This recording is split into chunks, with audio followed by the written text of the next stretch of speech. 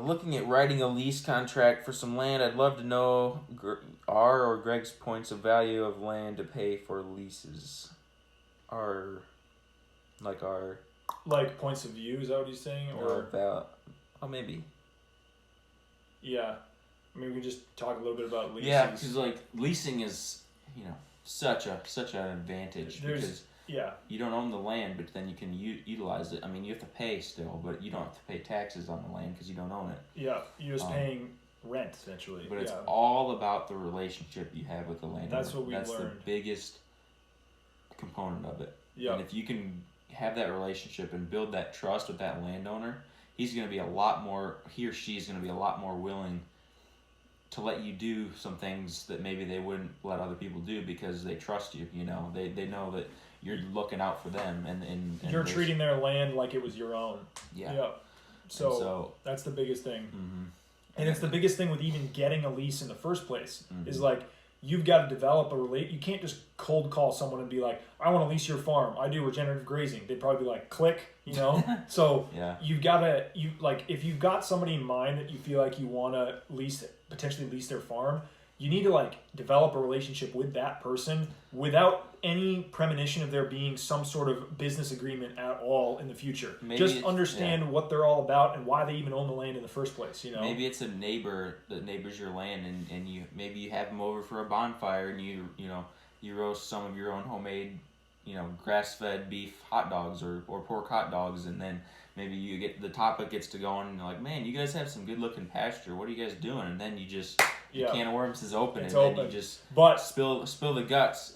Talking about it. Don't even bring up the leasing his land until maybe he shows interest. Or he or she do you think I can do that on my place? Here, this is how we could do it. Yeah, but the other thing also to think about is with people, you got to gauge this with the person, but depending on how aware of grazing and regenerative practices and stuff they are, if they're completely unaware of it, just assume from the beginning that they have no idea what you're talking about. So you're going to be super passionate about it, so it's going to be hard to rein yourself in, but just spoon feed them a little bit at a time. And if it feels like they're super engaging and asking tons of questions about it and getting really amped up, you can start pouring it on but you're going to be way more passionate about their land than they are going to be with you leasing it. You're going to think, oh yeah, we can do all this, that's good. That's what you want to do. Yeah. But you said it might put them off because they're like, oh, what is this? Freak show. Yeah, exactly. I don't know what he's talking about.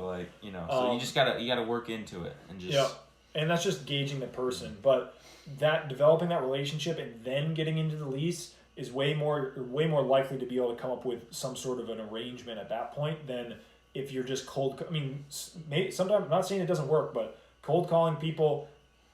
It might work, but it might not. You know what I mean? And maybe that person that it didn't work with, if you had just spent the time to develop that groundwork, it would have been an awesome relationship down the road. But it was just so abrupt and unexpected in the beginning that you just put yourself out of any opportunity. So just some things to think about leasing land.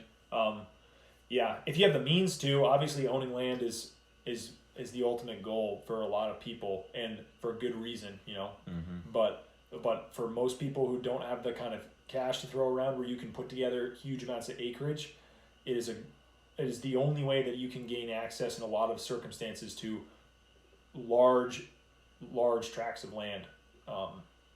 So and it allows you to let's say you own land, but it's not enough land to let you make a living on it. Yeah. It allows you to then you can maybe double the land with less of a, like you said, a capital, and then now you're suddenly able to, stay on the farm and then keep your attention there at the farm because you can afford to do so. Yeah. Good question. We're gonna do a whole Chewing the Cud on leases, I think, in the future. So on the list. Is there a minimum size of land you look for to lease, even starting with a small flock? Question. Yes. Is just considering work inputs to get set up, and would you consider transporting animals from land to land? So I'd say the number one priority, if you can walk the animals to that piece, no piece is too small. Because every half a day, quarter of a day, or whatever that you're spending on somebody else's property is that much time that the rest of your land is recovering, which is worth a ton of money. So it's worth in a ton of money being in payment for the lease to a certain extent, but also like infrastructure set up and time and hassle to get that done. So let's just maybe But do like a example. Like, so let's say it's a 5-acre piece, and you can stay on that land for half a day, yeah, 6 times a year. Well, you just fed 300 animals. Let's say they were gaining on average a pound a day, just Yeah. because like in the different seasons. Yeah. A That's pound three- a day that's times 300 is 300 pounds a day. times 3 days because it's half day Yeah. move 6 days out of the year. So it's That's 900. No, 3. 3 Yeah, times 900 300, pounds. 900 pounds. So of whatever gain. you charge for your grass-fed Grass-fed beef, beef. that's how much you make. Let's say you charge $3 $3 a a pound. pound. That's $2,700 you just made from 6 days of grazing. Yeah, of grazing a 5-acre piece. So, like, 5 acres in the scheme of like this whole farm is not, not very big. But when you think of it in those terms, it's like worth a ton of money. with $2,700, like you could put up the infrastructure on 5 acres in like $100 or maybe even less, yeah, or more, depending on what the like, situation like if is. you're just doing a single wire and you've already got the posts or you've already got stuff like that, like you could make it super cheap for Yeah. the amount of gain you're getting from that. Yeah. So And as far as trucking animals, that's where you got to really start considering the size of the piece. Yeah. Because it's gonna put stress on your livestock. You're gonna although once if it is stress, Yeah. but once they get used to, if I get on this trailer, that means I'm going to green grass. It's It not going becomes to be easier. it's not going to be as stressful. but it is a lot more stressful than being able to walk on. Oh yeah, for So sure. you just have to think about it's going to take time and more money for transportation and whatever, as far as distance, as far as the amount of work it's going to require to set up, as far as how much productivity I'm going to get out of that piece. Like these are all things that you got to put into take into account sort of more heavily when you have to haul your animals to go to a certain location. If I was under 100 or around, like, I wouldn't be transporting animals if I was over like 100. Like that'd be a little bit too. I mean, we hauled those 80 77 and we did it in 6 bulls, hours we did or it in something. So if you 6 hours, if you had say you had 2 farms and one was, half the size, one was the other half, and you only had to haul them back every,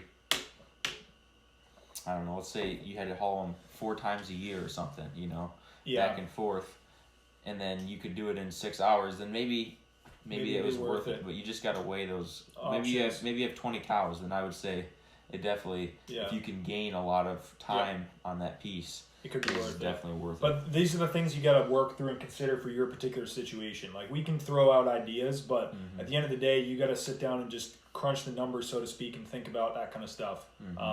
But as far as hauling, just do your due diligence and figure it out what it's going to take. As far as walking, no piece is too small. As long as it, like, financially you're able to put up the infrastructure necessary, no piece is too small. So it's a really good question. Really good question. Yeah.